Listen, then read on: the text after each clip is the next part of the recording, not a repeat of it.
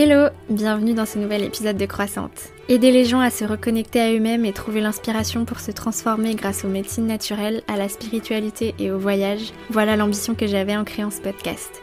Je suis Louise, ex-agent de voyage, étudiante en naturopathie et en yoga. Ici, nous partageons, mes invités et moi, nos réflexions sur le bien-être holistique, nos expériences d'éveil spirituel et nos déclics qui nous ont aidés à avancer dans la vie. Alors commence par prendre une grande inspiration, ouvre bien ton esprit et tes oreilles, prépare-toi à recevoir plein d'ondes positives. Et si le podcast te plaît, merci de le noter sur Spotify ou Apple Podcast et partage-le autour de toi ou tag-moi dans ta story. Merci du fond du cœur d'être là, je te souhaite une bonne écoute. Avant de commencer l'épisode, laisse-moi te parler de mon partenaire affilié Evolume, mon application de méditation guidée dont je parle longuement dans l'épisode 15. Si tu veux profiter d'une carte cadeau pour tester gratuitement l'application pendant 1 mois, avant de télécharger l'application, clique sur le lien que je t'ai mis en bas en description d'épisode et entre le code Croissante. Tu auras accès à l'application gratuitement avec toutes les fonctionnalités et les rituels de méditation quotidiens pendant 1 mois. Ensuite, tu pourras choisir soit de rester abonné au prix normal ou tu pourras même payer moins cher si tu en fais la demande. Et si tu ne souhaites pas continuer la formule payante, aucun souci, tu peux résilier à tout moment, mais tu auras à vie une bibliothèque de programmes de méditation gratuits, donc de quoi prendre soin de toi, de ton bien-être, de ta santé mentale et manifester tes rêves. À chaque fois qu'une personne profite de ma carte cadeau, je reçois une petite commission. Merci à tous de jouer le jeu, de vous faire du bien en me soutenant et en soutenant le podcast. Allez, je te laisse maintenant écouter l'épisode, bonne écoute. Hello tout le monde, j'espère que vous allez bien, que vous avez passé un bon week-end si vous écoutez cet épisode quand il sort ce lundi matin. Alors sachez que du coup avec le décalage horaire pour moi c'est déjà lundi matin et je suis en train d'enregistrer ce podcast alors qu'il faut que je le publie dans environ 3-4 heures. Un peu au dernier moment, mais j'ai déménagé ce week-end et j'ai accueilli mon copain qui m'a rejoint à Bali. Donc on vient d'arriver dans notre nouvelle maison, qui est une maison en bois, où tout est un petit peu ouvert, donc désolée si vous entendez le bruit de l'eau de la piscine, le bruit des oiseaux, le bruit des chiens, le bruit des scooters et des camions qui passent à côté. J'espère que ça vous dérangera pas trop pour votre écoute, et je vais essayer de éditer le podcast du mieux que je peux. Donc je reviens aujourd'hui pour la partie 2 de mon récit sur mon yoga teacher training. Donc si vous avez raté l'épisode de la semaine dernière, vous pouvez aller écouter la partie 1. Après on va parler de choses différentes aujourd'hui. C'est pas forcément la suite, mais vous pouvez aussi aller jeter un œil à mon vlog sur mon yoga teacher training. Je vous ai filmé une journée dans mon yoga teacher training sur YouTube, dispo sur ma chaîne YouTube pour que vous voyez comment ça se passe une journée dans un yoga teacher training, à quoi ça ressemble, quel est le programme des cours, comment ça s'enchaîne, etc. Voir un petit peu l'ambiance. Et à la suite de cet épisode 1 et de ce vlog, je vous ai fait une petite Q&A en story pour que vous me posiez toutes vos questions sur le Yoga Teacher Training pour que j'y réponde aujourd'hui. Et vos questions étaient plutôt intéressantes et elles vont me permettre en fait d'introduire et de parler concrètement de tout ce que je voulais vous exprimer dans cette partie 2, à savoir toutes les prises de conscience, tous les triggers que j'ai eus pendant la formation vis-à-vis des autres étudiantes, voilà, sur un peu toutes les réflexions sur qu'est-ce que le yoga, comment se préparer à devenir professeur, comment se préparer à un yoga teacher training, comment ne pas tomber dans l'appropriation culturelle du yoga, qui est un sujet qui me tend énormément et j'ai été mise face à des situations qui m'ont énormément énervée en fait, je pense que c'est le mot, même si voilà, je vais vous expliquer un petit peu concrètement, j'ai essayé de pas être dans le jugement et d'être dans la tolérance, mais puisque vous me posez la question et puisque voilà, j'ai ce podcast, je vais profiter de ce podcast pour vous parler de tout ça, comment avoir une pratique authentique, comment se positionner en tant que avec humilité en fait face à cette pratique sacrée. Alors je vais commencer juste avec la question la plus triviale qui est revenue 2-3 fois dans les questions. C'est par rapport au prix de la formation. Donc moi j'ai choisi du coup une formation en Asie. En général, si vous choisissez une formation en Asie, ça va être beaucoup moins cher qu'en France. J'ai payé la mienne 1 400 €, donc pour un 200 heures de yoga, donc de yoga teacher training. Donc la première étape, en fait, la première formation de base, si vous n'avez jamais fait de formation de yoga avant, il faut que vous fassiez d'abord un 200 heures. Donc j'ai payé 1 400 €, donc à Bali, en basse saison, en plein Covid. Il est possible que si vous réserviez la même formation que moi dans les prochains mois, et surtout cet été, à Bali, ce sera un petit peu plus cher, quelques centaines d'euros de plus. Et tout dépend de l'école, tout dépend de l'hébergement qu'ils proposent. Donc voilà, par rapport à ça, j'ai eu une question toute bête, toute simple. Comment devenir prof de yoga ? Donc en fait, pour devenir professeur de yoga, il n'y a pas vraiment donc en France de diplôme reconnu par l'État. Hein. C'est pas catégorisé dans la catégorie coach sportif, donc il n'y a pas de diplôme d'État. C'est simplement des certifications qui sont délivrées par les écoles et qui elles-mêmes ont des certifications par l'organisme Yoga Alliance, qui est censé supposer gérer et vraiment vérifier que les formations de yoga soient toutes avec les mêmes critères, avec les mêmes exigences. Mais on le verra plus tard, ça ne veut pas dire grand chose en fait, même votre certification à la fin de votre formation, ça veut pas dire grand chose, et ce qui compte, ça va vraiment être vous, votre pratique, votre expérience, votre capacité en fait à vous adapter, et à transmettre toutes vos connaissances. Donc la première formation, donc c'est un 200 heures qui dure environ 3 semaines si vous la faites en version accélérée dans une école en immersion pendant 3 semaines, mais il y a aussi d'autres formats, notamment en France, où vous pouvez faire ça tous les week-ends pendant 6 mois, j'en sais rien.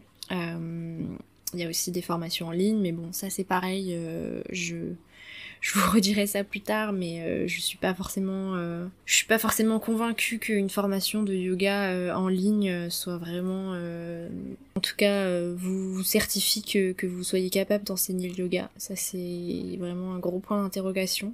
Et si une fois que vous avez fait votre 200 heures, vous pouvez faire un 300 heures. Donc un 300 heures, c'est comme un 200 heures, mais avec une semaine, quelques jours de plus, où du coup on est censé aller plus loin dans les postures, et pratiquer en fait encore plus pendant un mois, tous les jours. Autre question, est-ce que j'ai vu une transformation sur mon corps pendant mon yoga teacher training ? Alors oui, j'ai vu une transformation sur mon corps, effectivement, je me sens beaucoup plus forte maintenant, avec la pratique et avec la remise en question de ma pratique que j'avais avant, par rapport à mes problèmes de dos, etc. J'ai du coup vu une transformation au niveau de ma posture, de comment je rentre dans les postures. J'ai l'impression effectivement de mieux faire en fait, d'être plus alignée, de mieux savoir respecter mon corps, notamment avec l'ashtanga que je n'avais jamais pratiqué avant. C'est vraiment une pratique qui transforme très rapidement le corps, et j'étais pas la seule. Tout le monde a vu vraiment une transformation de ses capacités, de ses muscles, etc. Après, si la question c'est aussi est-ce que j'ai perdu du poids pendant la formation ? Non, parce qu'on est très bien nourri et que voilà, c'est vraiment pas le but d'une formation de yoga de perdre du poids. Au contraire, il faut vraiment se nourrir et se donner tout ce qu'on a besoin. C'est vraiment pas le moment de faire une diète, parce que vous avez vraiment besoin de force, d'énergie mentale et physique, parce que c'est vraiment intense. Autre question, est-ce que je recommanderais mon école, donc mon école qui est la Bali Yoga School à Ubud ? Alors, je recommande, j'ai vraiment eu une très bonne expérience personnellement. J'ai vraiment trouvé ce que j'étais venue chercher, à savoir des professeurs hindouistes, balinais, authentiques, dans le sens où, pour moi, je voulais vraiment, je voulais déjà aborder dans l'épisode 1, mais je voulais vraiment avoir des professeurs hindouistes, puisque l'hindouisme vient du yoga, et que j'avais vraiment envie d'apprendre à la source qu'est-ce qu'était la philosophie du yoga et avoir une pratique de yoga authentique qui fait honneur aux racines du yoga en fait, tout simplement. Et j'avais aussi envie de donner mon argent à des gens qui pratiquent un yoga authentique. Donc il n'y a pas forcément de jugement de valeur sur toutes les écoles un peu américaines et les professeurs occidentaux qui font des yoga teacher training. Ça peut être très bien, notamment en général les écoles de yoga qui sont tenues par des occidentaux vont être plus axées sur le physique certes, mais aussi sur le business, comment créer un business du yoga. Au niveau de la sécurité en fait, un peu dans la formation ça va être très axé aussi sur la sécurité en cours, sur l'anatomie, etc.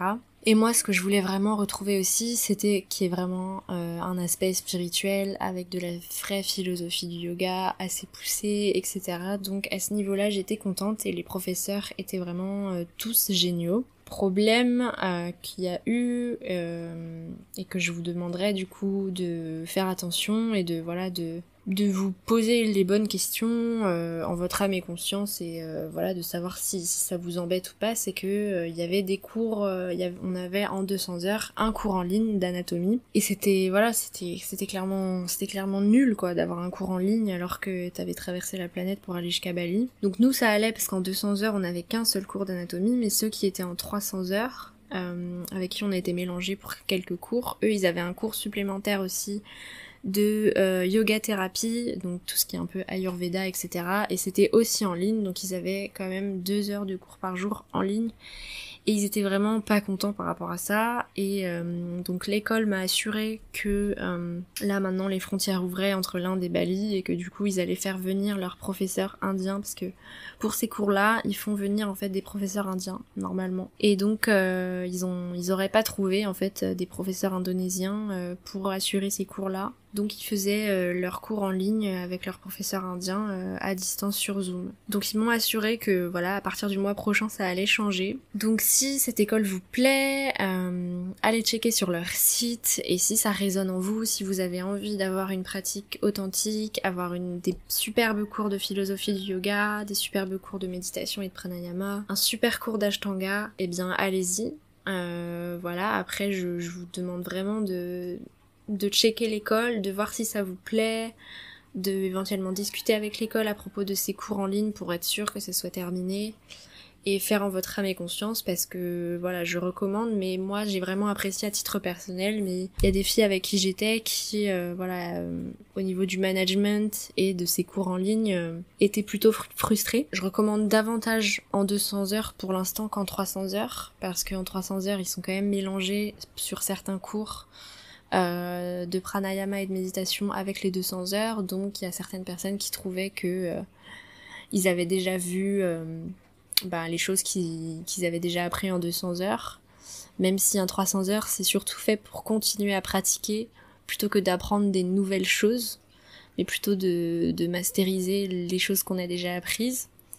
Mais en tout cas, vous savez, je vous dis avec transparence tout ce que j'en ai pensé. Pour moi, je recommande, mais faites en votre âme et conscience pour savoir si ça vous plaît vraiment. Et si ça vous plaît vraiment, sachez que si vous venez de ma part pour réserver votre yoga teacher training à la Bali Yoga School, vous aurez 5% de discount. Ils m'ont proposé de faire ça quand ils ont vu mon vlog et mon podcast et mon Instagram. Donc je vous le dis en toute transparence, je recommande cette école et si vous voulez vraiment vous inscrire là-bas, après avoir mûrement réfléchi et après avoir discuté avec l'école pour savoir si ça vous correspond vraiment, eh bien vous pouvez avoir du coup 5% de remise sur votre formation, donc c'est quand même pas mal. Et donc dites-leur bien que vous venez de ma part, Louise Brenner, et dites-moi, envoyez-moi un message pour me dire si vous avez réservé et que vous avez bien eu mon discount, et ils sont censés aussi me donner une petite commission pour avoir recommandé l'école. Faut-il être bilingue pour faire la formation, donc le yoga teacher training, donc moi évidemment si vous le faites en dehors de France, il y a de fortes chances pour que ce soit en anglais. Donc être bilingue, Bon, pas nécessairement. Clairement, si vous parlez pas du tout anglais, c'est sûr que ça va être compliqué. Si vous avez les bases, si vous vous débrouillez, ça ira aussi. Les profs parlent assez distinctement. Il n'y a pas vraiment de soucis. Et puis quand vous êtes en immersion comme ça, au final, ça va très vite. Ce que je vous conseille de faire dans ces cas-là, c'est de faire des cours de yoga sur YouTube en anglais. Comme ça, vous vous habituez au vocabulaire. Même pour vos examens, ce sera super utile. Commencez à noter, écouter des cours de yoga en anglais et noter les phrases, noter les mots, le vocabulaire pour toutes les transitions, toutes les explications, etc. Ça vous sera utile. Mais voilà, je pense que c'est quand même accessible, même quand on n'est pas complètement bilingue. Après, c'est sûr que, voilà, si vous êtes vraiment pas à l'aise, mais... Voilà, dans mon yoga teacher training, il y avait une fille qui se disait pas très à l'aise avec l'anglais. Mais au final, elle a très bien compris.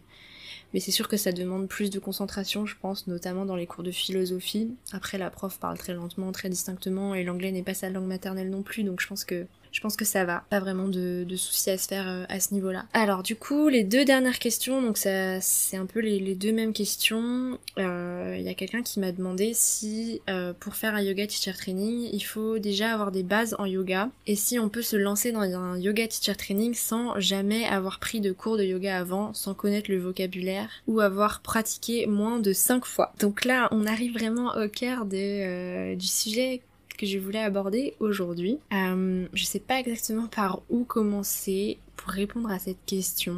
Alors, certes, un yoga teacher training, ce n'est pas forcément fait pour devenir professeur. Quand vous allez sur les pages des sites des yoga teacher training, il est très souvent écrit que vous n'avez pas besoin d'avoir forcément pratiqué le yoga avant de venir, que c'est ouvert aux débutants. Mais voilà, je pense quand même que c'est pas forcément idéal d'aller dans un yoga teacher training si vous n'avez presque jamais fait de yoga avant. C'est complètement ok d'y aller si vous êtes débutant, que ça fait 6 mois, 1 an, que vous en faites plus ou moins régulièrement, c'est ok. Mais je pense que la question aussi à se poser, c'est quelle est votre intention de venir faire un yoga teacher training? Est-ce que c'est pour devenir professeur de yoga? Si, je sais pas, vous voulez changer de métier et vous vous dites, oh, le yoga ça a l'air sympa, je vais devenir professeur de yoga, 3 semaines à Bali et j'ai appris un nouveau métier et je peux faire ça. Dans ces cas-là, je pense que c'est pas vraiment, ça ne répond pas en tout cas à mes convictions. Posez-vous la question de pourquoi voudriez-vous enseigner quelque chose que vous ne maîtrisez absolument pas. Mais si voilà, vous venez de commencer le yoga, vous aimez beaucoup ça, vous avez envie de vous plonger dedans, vous pouvez tout à fait faire un yoga teacher training, même si ça va être dur pour vous physiquement. Même si voilà, on n'est pas obligé, voilà, comme je disais dans la première partie dans l'épisode précédent, la partie 1, le yoga teacher training n'a rien à voir avec les capacités physiques. Et le yoga, dans tous les cas, n'a rien à voir avec la capacité physique. Le yoga, c'est pas arriver à faire des postures, l'intérêt du yoga, c'est tout le processus vers la posture et tout le processus mental, en fait, d'arriver à rester dans un état de méditation, dans un état de calme, pour arriver, en fait, à des pratiques physiques. Et cet exercice, en fait, de difficulté physique et d'arriver à rester calme, c'est justement un exercice pour que vous rameniez en fait cette paix intérieure dans votre vie de tous les jours quand vous avez des difficultés, de savoir rester calme et dans le non-jugement et de savoir que vous êtes en chemin en fait pour masteriser des choses. Bref, je m'égare, c'est pas du tout ça la question. Donc je pense que un yoga teacher training, dans tous les cas, un 200 heures de yoga teacher training, la seule chose que vous pouvez à 100% apprendre, en tout cas si vous êtes investi, c'est à devenir votre propre professeur à vous. Donc ça peut être intéressant effectivement d'y aller même si vous êtes débutant et que vous voulez vraiment apprendre à être indépendant dans votre pratique, en apprendre plus sur le yoga, sur la philosophie, etc.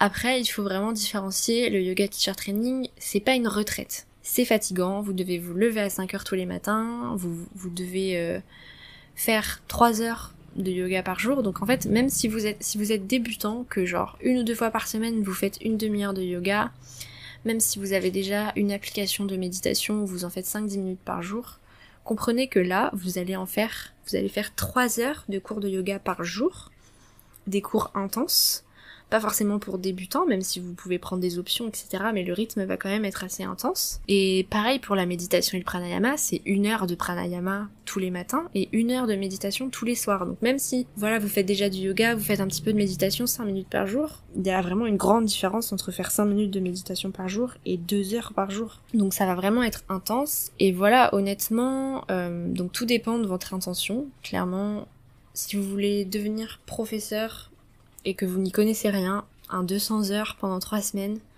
ça ne sera jamais suffisant pour devenir professeur et enseigner et transmettre du savoir aux gens. Il faudra dans tous les cas revenir après votre 200 heures à votre pratique personnelle et continuer à pratiquer tous les jours. Il faudra, je pense, pour moi, revenir faire un 300 heures, faire des formations complémentaires, etc. Pour moi, c'est assez essentiel. Et même en étant, moi, je faisais du yoga depuis 8 ans, depuis 2 ans, j'en faisais vraiment tous les jours. Mais oui, il y a quand même une grande différence entre faire une demi-heure, 1 heure tous les jours et 3 heures. C'est quand même... J'étais contente de m'être préparée physiquement parce que voilà, c'est intense et que en fait...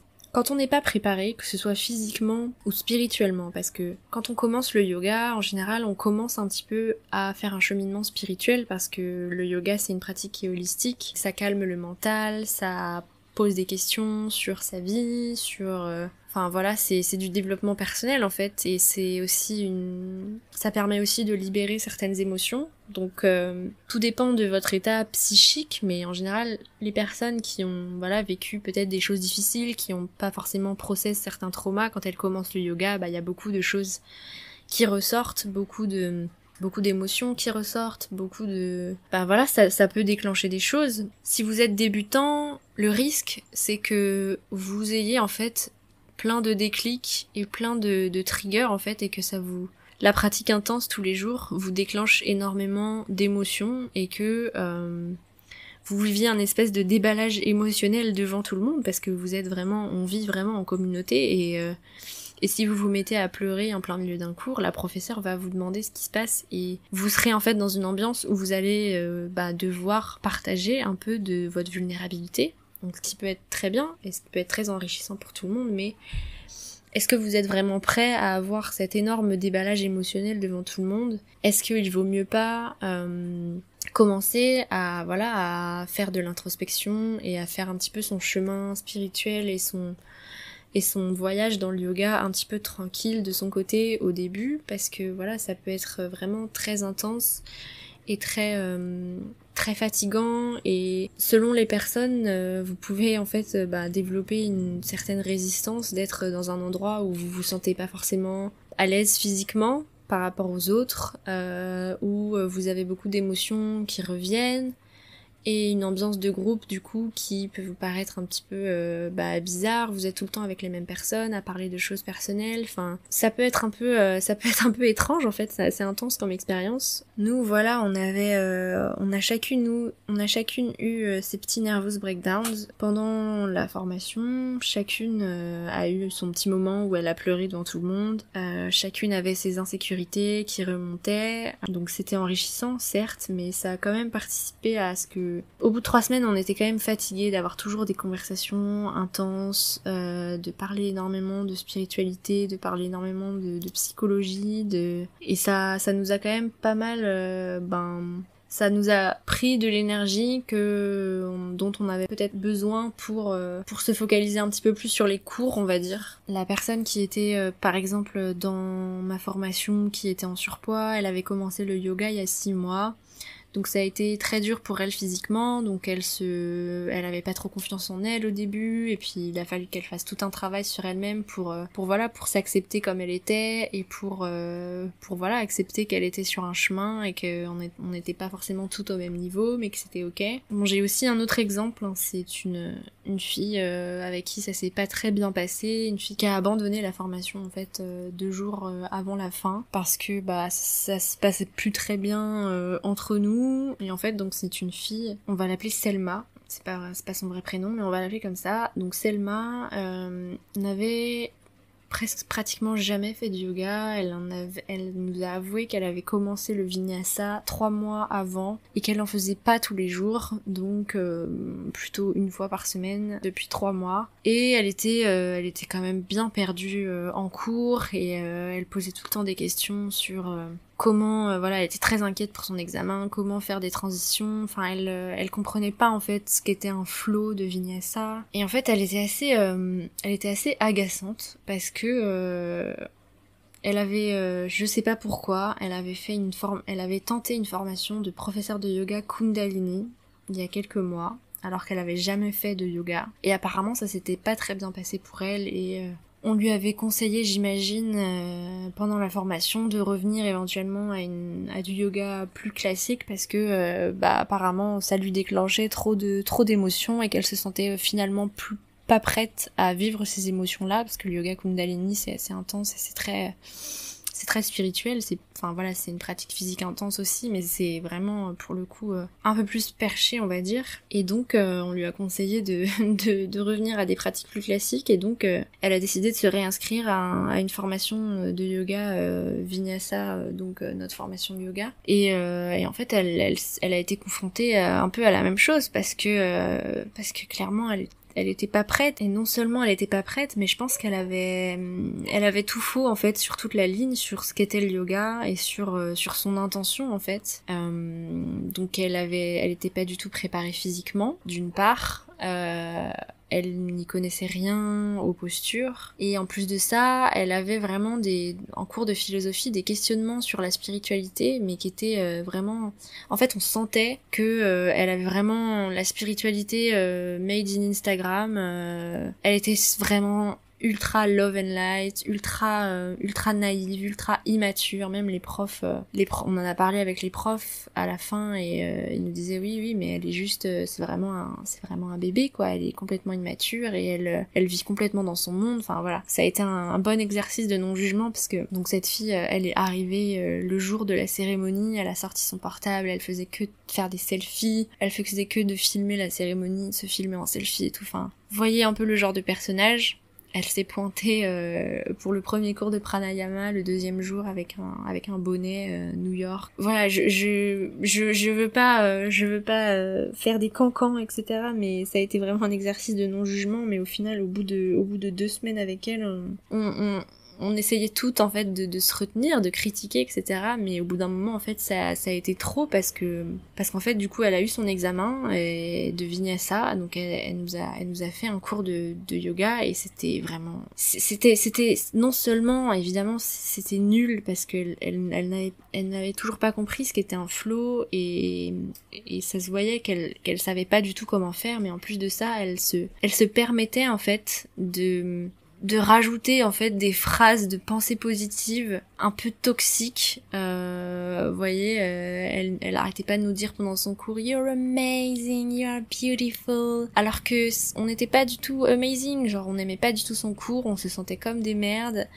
On n'arrivait pas du tout à comprendre ce qu'elle voulait, où elle voulait en venir, etc. Donc, enfin, c'était complètement inauthentique et elle était vraiment ridicule, en fait. Et le problème, c'est que si vous êtes ridicule en faisant du yoga, non seulement vous vous ridiculisez vous-même, mais vous ridiculisez aussi tout le yoga, toute cette pratique sacrée, parce que c'est une pratique sacrée, c'est pas une religion, mais c'est une pratique sacrée qui a été créée il y a des millénaires et qui a été préservée pendant des millénaires, qui a été partagée et conservée avec difficulté par une culture qui a été dominée et colonisée, et qui est toujours dominée aujourd'hui, puisqu'on considère toujours que l'Inde c'est le tiers-monde. Et en fait, le problème, c'est que si vous ne respectez pas cette pratique, que vous la ridiculisez, eh bien vous faites du mal au monde. Vous faites du mal au monde parce que vous ridiculisez du coup toute une culture qui est dominée, donc vous prenez encore du pouvoir que cette culture mériterait d'avoir, vous leur enlevez encore du pouvoir et de l'indépendance et de la valeur en fait culturelle, et vous faites aussi du mal au monde parce que du coup vous ridiculisez la pratique, donc vous ne donnez pas envie aux gens d'en faire, ou vous faites croire aux gens que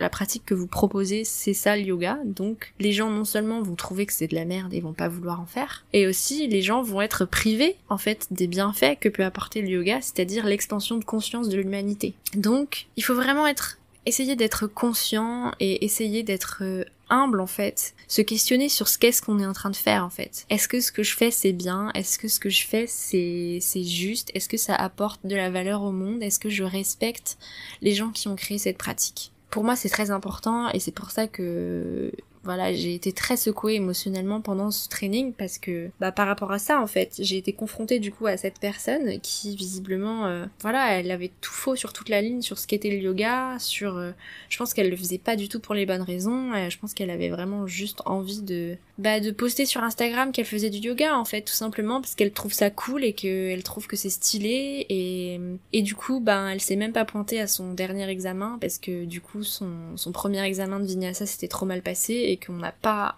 réussi à lui dire que c'était bien et du coup elle était trop vexée et elle nous a provoqué en fait en nous demandant ce qu'on en pensait, en nous disant qu'on était méchante parce qu'on la soutenait pas et que sauf que voilà, bon, il y avait pas que ça, hein. Elle était aussi super égocentrique, elle coupait tout le temps la parole pour donner son avis et nous dire que nos avis étaient nuls et que elle savait mieux que tout le monde alors qu'elle était complètement immature, donc c'est pour ça aussi que on est un petit peu... il y avait de l'animosité déjà à la base et du coup elle s'est même pas pointée à son dernier examen d'Ashtanga et elle a abandonné 2 jours avant et elle a quand même eu son certificat alors que elle est vraiment pas capable de donner des cours et c'est vraiment une catastrophe si elle donne des cours parce qu'elle va ridiculiser le yoga et ça me sort tellement par les yeux. Mais bref, passons. Tout ça pour vous dire qu'effectivement, comment devenir professeur de yoga, il faut déjà, avoir une bonne pratique, avoir une bonne expérience, avoir eu des bons profs et s'être positionné avec humilité en fait. Et c'est pas parce que vous avez un 200 heures que vous serez la meilleure prof de yoga du monde. Ça, c'est sûr que non. Le deuxième exemple d'une personne qui était là pendant le training, c'est un exemple complètement différent, mais qui m'a aussi beaucoup questionnée sur comment avoir une pratique de yoga authentique et comment devenir une professeure de yoga authentique. Donc c'était une fille qui était déjà coach sportive en fait. On va l'appeler Hélène, mettons. Hélène était coach sportive déjà et en fait elle travaillait dans des clubs de vacances en tant que prof de sport, prof de Zumba, etc. Et en fait il y a quelques temps, donc ses patrons du resort où elle travaillait lui a demandé de faire des cours de yoga parce que il y avait une demande et que elle était la coach sportive, donc elle s'est dit ok, je vais regarder à quoi ça ressemble le yoga et je vais prendre un cours. Et au final, elle a bien aimé, hein, sauf que je pense que la pratique de yoga qu'elle avait, c'était vraiment un cours, vous savez, les cours très workout, un peu yoga, pilates, etc.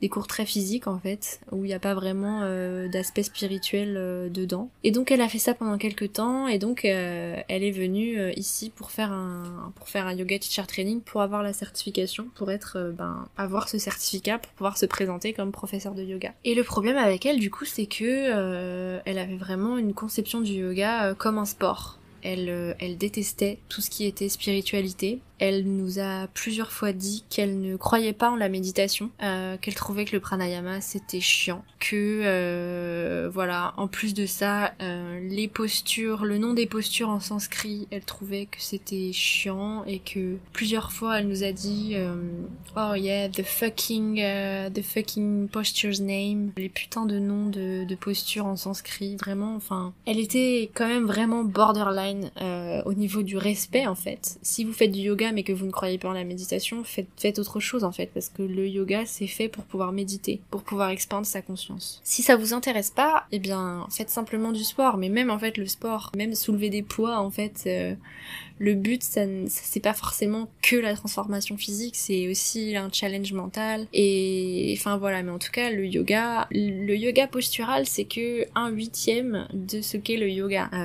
Selon les 8 membres du yoga de Patanjali, vous avez en premier les niyamas et niyamas, c'est de la philosophie de vie en fait sur des pratiques de conduite personnelle et envers les autres. Ensuite on a la pratique posturale, et la pratique posturale ne sert uniquement à être en bonne santé pour avoir un mental clair et avoir une bonne posture pour pouvoir être capable d'être assis, tranquille, pour pouvoir méditer, pour pouvoir réfléchir et expandre sa conscience. Donc en fait, si vous faites du yoga que pour vous muscler, vous ratez 90% de ce qu'est le yoga. Et de la même façon, si vous êtes professeur de yoga mais que vous ne croyez pas en la spiritualité, que la méditation ça vous gonfle et que vous voulez être prof de yoga simplement parce que c'est à la mode, que ça vous fera gagner de l'argent et que la seule chose que vous voulez transmettre à vos élèves c'est de se muscler ou de s'assouplir, eh bien sachez que vous ne respectez pas ce qu'est le yoga, que vous faites de l'appropriation culturelle et que vous avez un business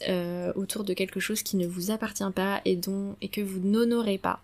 Et je suis désolée si je suis un petit peu vindicative et que peut-être que certaines personnes se sentiront peut-être un peu offusquées, mais je pense que si j'ai été autant énervée pendant le training et autant secouée en observant en fait ces deux filles, c'est parce que peut-être que j'ai peut-être été faite pour transmettre ce message. Et en tout cas voilà, si ça m'a autant obsédée, c'est que peut-être que ma mission c'est de parler de ça.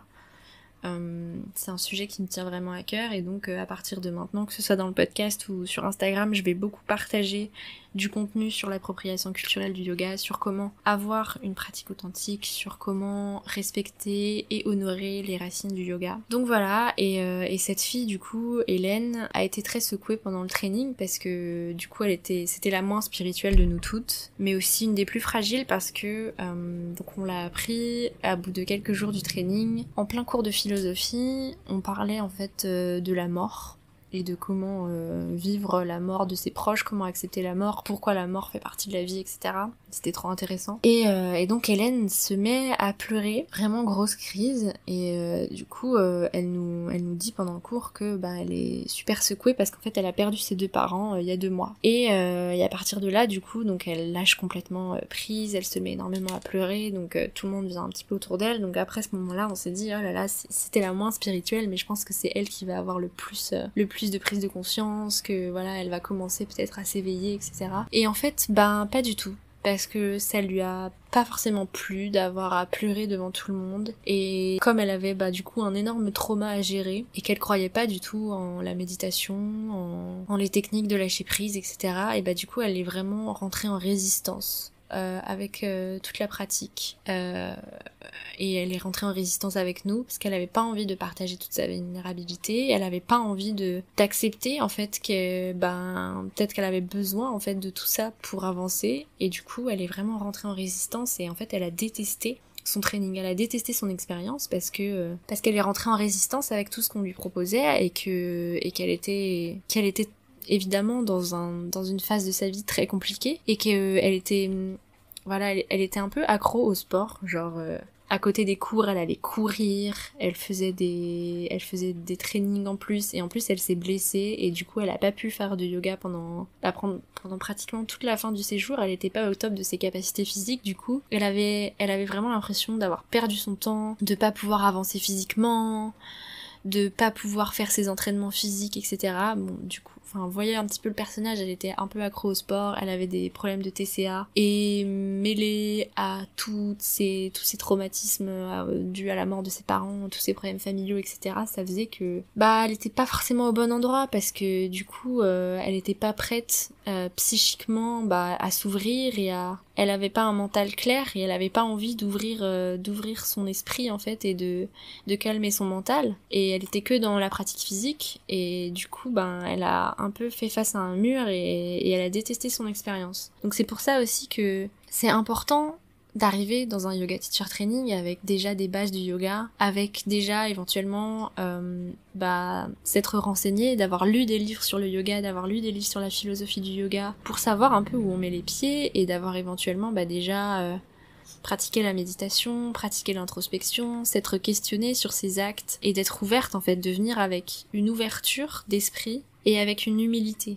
Ça, je pense que c'est ça le plus important, et de pas forcément avoir d'attente, de pas forcément se dire ok, je vais faire un yoga teacher training, je vais pouvoir me mettre sur la tête, je vais me transformer physiquement, parce que ça va pas forcément se passer comme ça, et vous allez vous rendre compte, je sais pas si j'explique assez bien et si j'exprime vraiment tout ce que je veux dire, mais vous allez vraiment vivre un truc de fou qui va changer votre vie, qui va vous remettre en question vos conditionnements. Et si vous n'êtes pas prêt à remettre en question vos conditionnements, ça va pas forcément être facile pour vous en fait. Et si vous voulez vraiment vivre une bonne expérience de yoga teacher training, je vous conseille vraiment de pratiquer le yoga quotidiennement, ou du moins régulièrement, plusieurs fois par semaine pendant plusieurs mois, de vous renseigner en fait et de vous mettre dans une position de réceptivité, sans attente, sans attendre quelque chose de particulier, et de vraiment juste recevoir ce qu'on va vous donner et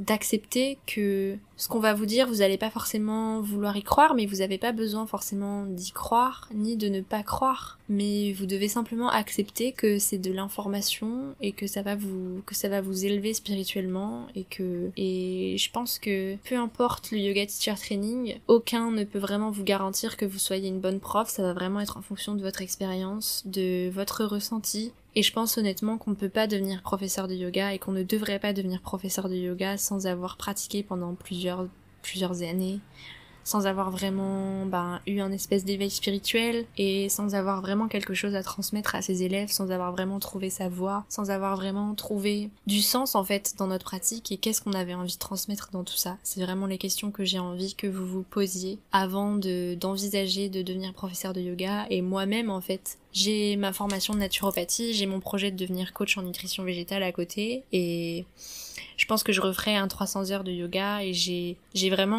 trouvé en fait ce que j'avais envie de transmettre dans le yoga, mais ça m'a vraiment aussi remise un petit peu à ma place, et je me sens aussi beaucoup plus humble face à toute l'étendue en fait de ce qu'est le yoga, et tout. Enfin voilà, j'ai l'impression de connaître 2%, 3% du yoga, de ce que c'est vraiment, et du coup je me sens vraiment humble et pas forcément prête à transmettre. J'ai envie de transmettre des choses, et je pense que je peux transmettre des choses, mais j'ai besoin de pratiquer encore un peu plus, et je me sens pas forcément sûre de moi pour avoir une pratique en toute sécurité, je me sens pas forcément une experte en anatomie, etc. Donc j'ai vraiment envie de prendre mon temps en fait, mais ça viendra. Je pense que dans quelques mois je proposerai sûrement peut-être une fois par semaine ou 2 fois par mois un cours en live sur une thématique particulière, parce qu'il y a des choses que j'ai envie de transmettre, et que voilà, mais je me sentirais pas du tout prête juste après un 200 heures à courir les salles de sport à Paris pour donner des cours en salle. Et après, faites encore une fois en votre âme et conscience, voyez si vous vous sentez à l'aise, mais peut-être que certaines d'entre vous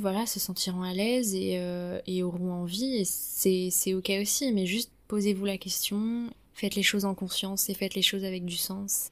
Respecter et honorer les racines du yoga en fait, parce que c'est vraiment une pratique qui est extrêmement précieuse pour l'humanité, et je suis vraiment persuadée que si c'était mieux connu, si c'était plus développé, si c'était mieux répandu sur la terre, il y aurait moins de problèmes. Et c'est pour ça que c'est une pratique riche et qu'il faut la pratiquer et la transmettre de manière authentique pour qu'elle puisse se développer en fait, et qu'elle puisse servir le monde.